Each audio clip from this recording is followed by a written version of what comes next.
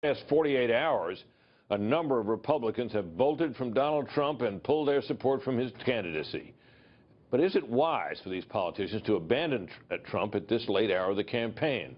Our nightly political panel is here. Byron York, chief political correspondent for the Washington Examiner, and Heidi Presbella, senior politics reporter for USA Today. Heidi, your thoughts on this? There's some fairly notable people who have walked away now from Trump based on this. John McCain being one, Senator Portman from Ohio, the list goes on. Your thoughts about whether this is politically wise at this late stage?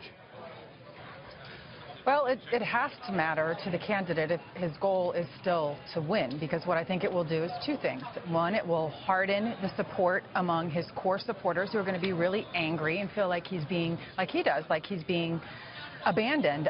But it's also going to, I think, crystallize some of the independent support that had drifted away from him over the past couple of weeks since the last debate. And I think the bigger question really at this point is just the absolute quandary that some of these members are in right now. You saw the Politico poll this morning showing that actually a number of Republicans are sticking by Trump. So that makes the decision for what they do really difficult, because they still need these Trump supporters to not bail on them when they go to the polls. So I think that the big quandary today is really how these members handle it themselves and whether we continue to see the defections. Tomorrow, I think a lot of that will depend on Trump's performance. Tonight, there's going to be a conference call, as a lot of news organizations have reported tomorrow, among Republicans, and I think they're going to have to make some tough decisions.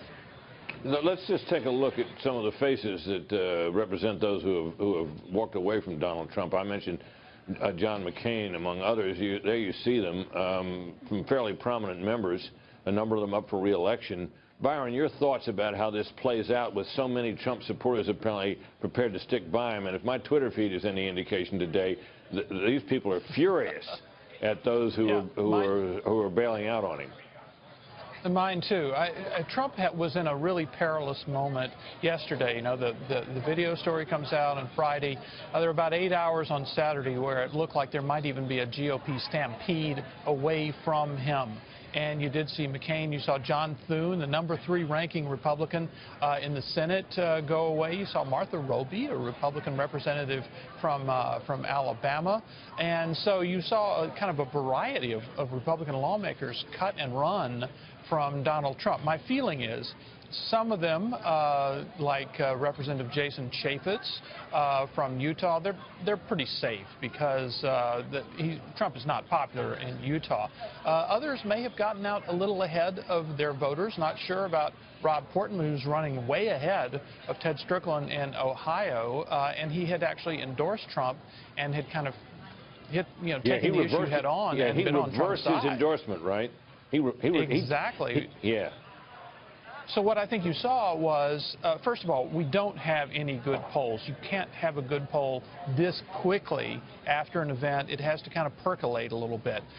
But even on the basis of this quickie poll in Politico this morning, I think maybe some lawmakers said, well, you know, I don't think I want to get way out in front of my voters right now who seem to be sticking with Trump. So for the moment, I'll just stay quiet. Yeah, I think that appears to be what a bunch of them have done.